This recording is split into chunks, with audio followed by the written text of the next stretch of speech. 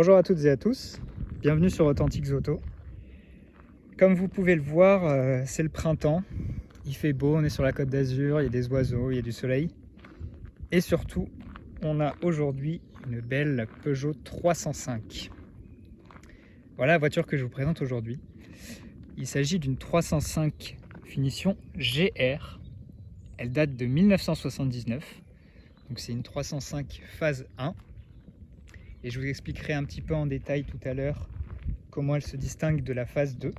On a affaire à un très bel exemplaire qui nous est prêté par mon ami Enzo, que je vous présenterai tout à l'heure, mais que je remercie déjà dans cette intro. Un magnifique exemplaire qui est, comme vous pouvez le voir, dans un état quasi neuf. Il s'agit aussi d'une 100% authentique auto, puisqu'on a là une voiture de première main. Donc Enzo qui vient de l'acheter, évidemment, l'a immatriculé, comme vous le voyez ici, en deuxième main. Mais c'était auparavant une voiture de première main qui appartenait à une dame âgée. Autrement dit, tout ce qu'on adore sur cette chaîne. Elle a plein de petits détails d'ailleurs authentiques que je vais vous montrer de plus près. Mais pour cette introduction, je vous laisse l'admirer sous toutes ses coutures, avec sa magnifique peinture champagne, son intérieur marron typique des années 70 que vous voyez ici. Elle est vraiment superbe et c'est extrêmement rare d'en voir une sur les routes, même des 305 en mauvais état, ça a complètement disparu. Alors imaginez une 305 en très bon état comme celle-ci, c'est quasiment mission impossible d'en voir une. Je vous laisse pas plus de suspense concernant le kilométrage parce que son état parle de lui-même et donc je vais vous le montrer immédiatement. La voiture a seulement 64 000 km. Vous ne rêvez pas. C'est une voiture qui est restée stationnée pendant 10 ans sans rouler. Pour autant, ça n'a pas altéré son état mécanique et évidemment, ça a préservé son état cosmétique. Et donc, j'ai la chance aujourd'hui de pouvoir vous la montrer sous toutes les coutures. Alors, je suis avec Enzo, le heureux jeune propriétaire de cette 305. Enzo, si je peux déjà te dire merci d'être là. Merci de me la prêter pour cette petite vidéo. J'aimerais te poser une question, qui est une question que je pense pas mal de gens vont se poser. Pourquoi une 305 en première voiture ? Alors, c'est que moi de base, je ne connaissais pas ce genre de voiture. Et la 305, c'était un ami à moi qui vendait ça à Mulhouse, que j'étais allé chercher à Mulhouse. Moi de base, j'étais resté de base sur une 205, parce que j'étais fan de la 205. Et quand il m'a montré ce genre de modèle avec la couleur de cette voiture qu'il a vendue pour même pas, elle avait que 58 000 et des poussières en kilomètres, je suis resté stupéfait de cette voiture qui est pas normal, qui a très peu de kilomètres. Et qui m'a expliqué l'histoire pourquoi elle a très peu de kilomètres. C'est une voiture en fait qui n'a plus roulé pendant 10 ans. Donc c'est une voiture qui date de 1979. Elle est sortie en mise en circulation 1er juin 1979. C'était une femme une dame âgée bien sûr, qui en prenait soin. Quand on peut voir l'état de la voiture, elle est très très soigneusement très entretenue. Et c'est une voiture qui n'a plus roulé pendant 10 ans depuis 2011. Et jusqu'à maintenant, quand on voit l'état de la voiture, c'est sûr que j'ai dit oui, elle n'a pas beaucoup de kilomètres. Au prix que je l'ai acheté, je dis ça vaut le coup de l'acheter. Surtout dans moi qui a un style très vintage, rétro, donc moi j'aime bien ce style des années 70-80, et ça vaut le coup de rouler là-dedans et c'est très très agréable. C'est plus comme les voitures d'aujourd'hui, donc c'est des voitures qui donnent envie de rouler, qui a un air qui veut dire quelque chose. Que c'est plus des voitures, c'était des voitures qu'on faisait elles duraient les voitures, donc qui étaient increvables, comme la 205, tout ce genre, ces anciennes voitures étaient là pour vivre en fait. Et les voitures de maintenant, c'était des voitures qu'on consomme maintenant, donc il y a plus la sensation de conduire. Et quand on conduit ça, on sent tout, les sensations, les bosses, bon, on fait quand même un peu attention, mais voilà quoi. Mais c'est le bruit du moteur, la mécanique qu'on entend à l'intérieur dans la boîte à vitesse. On entend les pignons qui s'engagent dans leur truc, et donc ça donne envie de les conduire en fait. Donc voilà quoi. Et puis j'ai acheté ça, et pour jeune conducteur comme je suis, j'en fais hyper attention. C'est que aussi quand on a une voiture, bon, elle n'est pas encore classée collection, mais ça donne envie en tant que jeune conducteur de faire attention à sa voiture, parce que les voitures de maintenant on fait plus trop attention. et de garder ses distances, de faire regarder dans les angles morts, de faire mais vraiment le plus gaffe possible. Voilà quoi. Donc ça va donner envie. Alors Enzo, tu me disais aussi hors caméra que tu as donné un surnom à ta voiture, donc évidemment on veut en savoir plus. Alors oui, je lui ai donné un surnom parce que les anciennes voitures, c'est quand on leur voit l'air qu'elle a, on a envie de lui donner un petit nom à cette voiture. Et moi, le surnom que je donne, c'est Bébel, comme Jean-Paul Belmondo. Ok. Donc à son hommage, bien sûr. Moi, dans ma tête, c'est que je parle avec cette voiture. C'est un truc de fou. C'est comme le film Christine. Voilà, c'est pareil. Bébel, deux fois, je lui parle et moi, une fois, j'avais mon ami qui me disait, mais à qui tu parles, Enzo? Je lui parle avec sa voiture. Il me dit, mais t'es un grain, Enzo. Non, c'est normal, c'est dans ma tête. Et deux fois, ça m'arrive, c'est que ces voitures, elles ont un caractère, deux fois. Déjà, pour appuyer, quand je lui demande, je veux juste passer la première, elle veut pas. Je dis, maintenant, Bébel, passe-moi la première. Hop, ça rentre tout seul. Je dis, mais il y a vraiment un problème de fou. Mais je lui parle sans arrêt, même quand je suis tout seul. C'est un truc de fou. Cette voiture, je l'adore, je suis très amoureux et voilà, c'est un bijou. Elle est magique. Alors cette 305, comme je vous le disais, il s'agit d'une phase 1.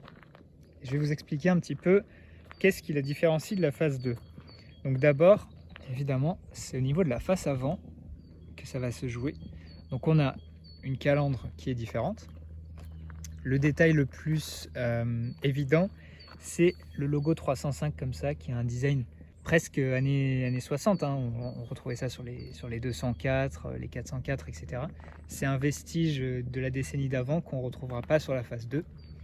Ensuite, au niveau des phares, on a des phares qui sont, vous voyez, inclinés vers le bas, qui font un peu penser au Shark Nose des BMW. Ça, sur la phase 2, pareil, ça va disparaître. Tout au long de la voiture, on a quand même pas mal de chrome. Petit détail chromé sur les rétroviseurs ici.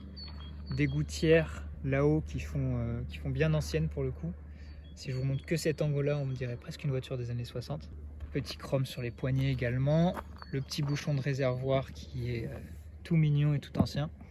Et à l'arrière, pareil, on voit une bonne différence de génération. Donc ce logo Peugeot, on ne le retrouvera pas sur les phases 2. Sur les phases 2, il sera en plastique. De même que pour la finition ici GR, c'est un logo qui reste plus ancien. Et même chose au niveau des phares, on a un motif anti-salissure, comme sur les Mercedes d'ailleurs. Et ça, on ne le retrouvera pas sur la phase 2. Donc voilà pour ce qui la distingue de la phase 2. Et ça lui donne vraiment un charme des années 70. On voit qu'elle est ancrée dans la décennie 70, même si elle est de 79. Ça n'a rien à voir avec les années 80. On voit qu'on est encore dans la période d'avant. En fait, on sent quand même la transition parce qu'il y a pas mal de plastique, notamment au niveau des pare-chocs, des baguettes latérales. Mais ça reste bel et bien les années 70. Alors vous le savez, on est sur Authentiques Auto. Qui dit Authentiques Auto dit petit détail d'époque. Et celle-ci en regorge. Alors je vais commencer par le plus simple. On a la vignette 79, qui n'est pas une reproduction, c'est bien la vignette d'époque. Et elle est dans un état plus que neuf. Ensuite, autre accessoire que j'adore, les bavettes Peugeot, qui pareil, sont d'époque. Donc à l'avant et également à l'arrière. Et d'ailleurs à l'arrière, vous pouvez voir que c'est écrit Peugeot, alors qu'à l'avant c'est le lion. C'est encore plus cool. Et puis, comme souvent, les autocollants que j'affectionne tout particulièrement sont à l'arrière. Donc on a le F français qui pareil est d'époque. Vous voyez, il est un petit peu fissuré, il est patiné. Ici, ce merveilleux autocollant qui parle du traitement anti-corrosion avec un petit numéro de téléphone avec très peu de numéros. Et ici, ce magnifique logo Peugeot fait confiance à SO. Franchement, pour un fan d'authenticité, de petits détails d'époque, je ne pouvais pas rêver mieux, je pense. Autre accessoire d'époque qui témoigne du soin que la première propriétaire a apporté à sa voiture, ces petites baguettes supplémentaires sur le côté des portes pour s'assurer que c'est pas le métal qui prend si jamais il y a un coup. Elles aussi, on voit qu'elles ont un design assez ancien, en coin comme ça. Donc une fois de plus, tout est dans son jus, dans un magnifique jus. Ce que j'adore au niveau du design de l'avant de cette voiture, c'est le détail sur le capot. En fait, on a un petit creux comme ça, rectangulaire, de chaque côté. qui me rappelle beaucoup la 604. Et mine de rien, c'est pas si courant d'avoir ce genre de détails sur les capots à l'époque qui avaient tendance à être plutôt plat, plutôt basique. Et en plus de ça, on a ici une inclinaison qui lui rajoute une petite particularité. C'est très sympa. Et alors ça saute aux yeux, mais ce que je trouve absolument superbe, ce sont ces jantes toutes simples, des jantes en tôle, pas d'enjoliveur, mais au-delà de leur état, vous pouvez le voir qui est absolument neuf. Elles sont super belles, on a quand même le logo Peugeot au milieu, des petits boulons. C'est vraiment de très belles jantes, ça lui va super bien. Je pense pas que des jantes alliage ou des enjoliveurs seraient nécessaires, surtout sur cette phase 1. Ça garde un côté un petit aspect un peu chrome, c'est très très joli. Un autre accessoire d'époque, là encore pour montrer le soin de la propriétaire, on a ces boudins supplémentaires sur le pare-choc qui ont été rajoutés, qui eux aussi sont en état neuf, et vous pouvez voir le mini logo Peugeot ici. C'est très mignon et c'est super cool. Allez, on va passer à l'intérieur, et juste avant, un petit détail qui me fait bien rire, c'est que les poignées s'ouvrent dans le sens inverse. Alors là, au niveau du bruit, c'est années 70. La portière, vous pouvez voir, elle est toute fine, toute légère, mais il y a tout ce qu'il faut. Un beau contre-porte dans un beau marron. Mine de rien, il y a quand même un certain travail au niveau du design. La petite poignée chromée notamment, je la trouve super jolie. Et comme vous pouvez le voir, on a des vitres manuelles. Franchement, c'est pas un problème, on n'a pas besoin de plus dans cette voiture. Et donc, voici la planche de bord.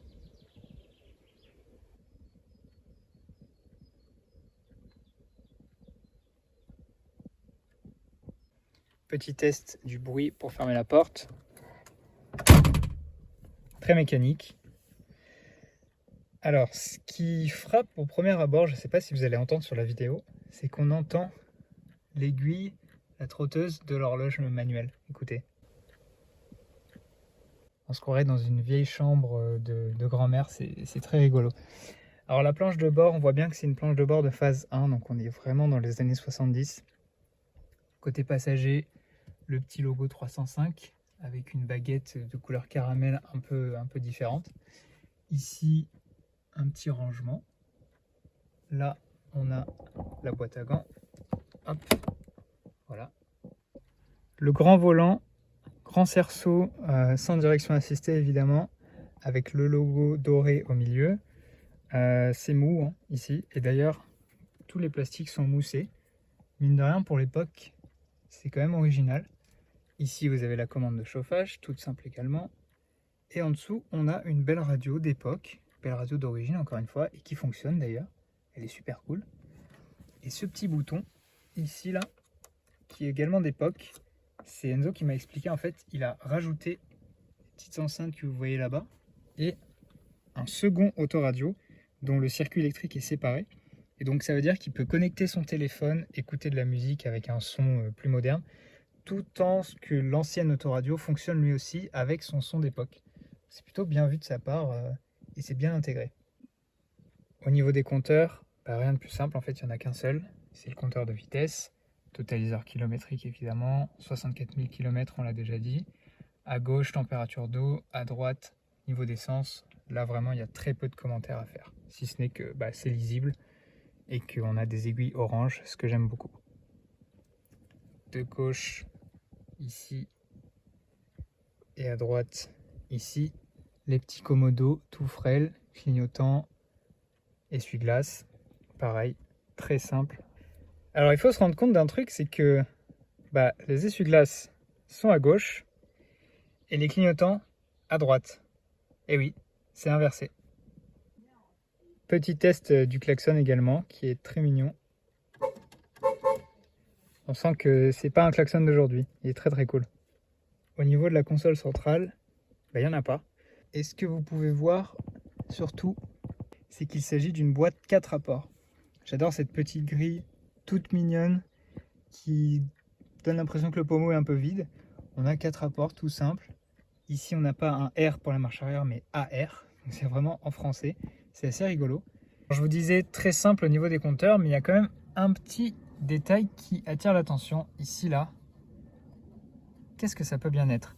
Une pédale, on dirait une pédale de frein qui, voilà, qui est ici un peu au milieu, on ne comprend pas trop pourquoi. Quand on met le contact, elle s'allume. Et ben en fait, c'est le frein à main, tout simplement. C'est pas du tout logique, puisqu'on a un frein à main normal. Hein. C'est pas un frein à pied comme sur les Mercedes ou d'autres voitures, c'est un frein à main. Et pourtant, on a une pédale qui est dessinée.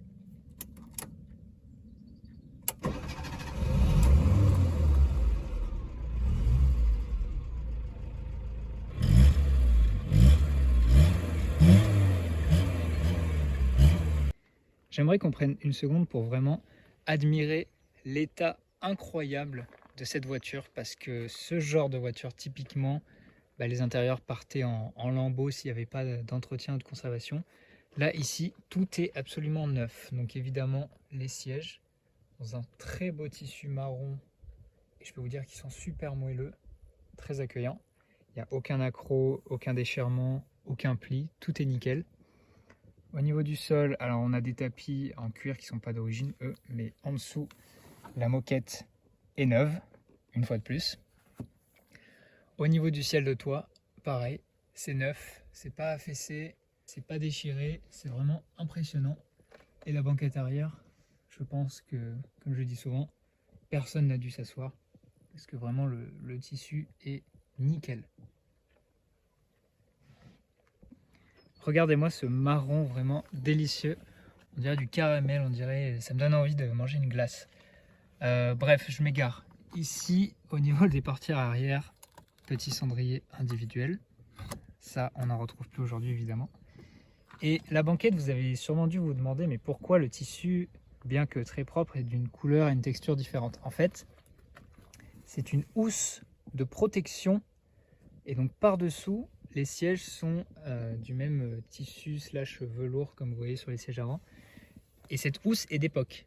Donc vous imaginez à quel point la propriétaire était soigneuse et à quel point l'état en dessous doit être plus que neuf. À l'arrière, on est très bien assis. Évidemment, il n'y a pas d'appui-tête, mais c'est très confortable. Il y a plutôt de la place pour les jambes. C'est pas gigantesque, hein, c'est pas l'objectif, évidemment. Là, vous avez des aumônières, mine de rien. Et pareil, tout est neuf, pas descendu. Hop, petite vue sur la planche de bord. Et ça me permet d'en profiter pour vous dire qu'évidemment, à cette époque, les compacts avec haillons, parce qu'il s'agit bien ici d'une berline compacte, descendante de la 304 et qui sera remplacée par la 309 puis la 306, les compacts à l'époque, en tout cas chez Peugeot, elles n'avaient pas de haillons. Donc vous avez une forme 3 volumes, une forme sedan, très classique.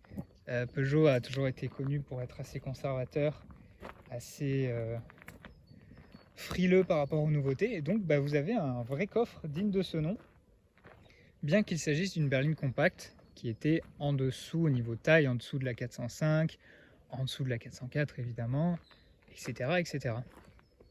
Je vais vous montrer du coup ce fameux coffre. Pour ouvrir, rien de plus simple, hop. Et donc, qui dit 3 volumes dit beaucoup d'espace de chargement. Comme c'était très courant à l'époque, ça se fait plutôt en largeur, puisqu'on n'a pas de cache moquette sur les côtés, on a la tôle directement. Au passage ici, on a un pli de tôle dans lequel on peut cacher des bidons d'huile, etc. C'est super pratique.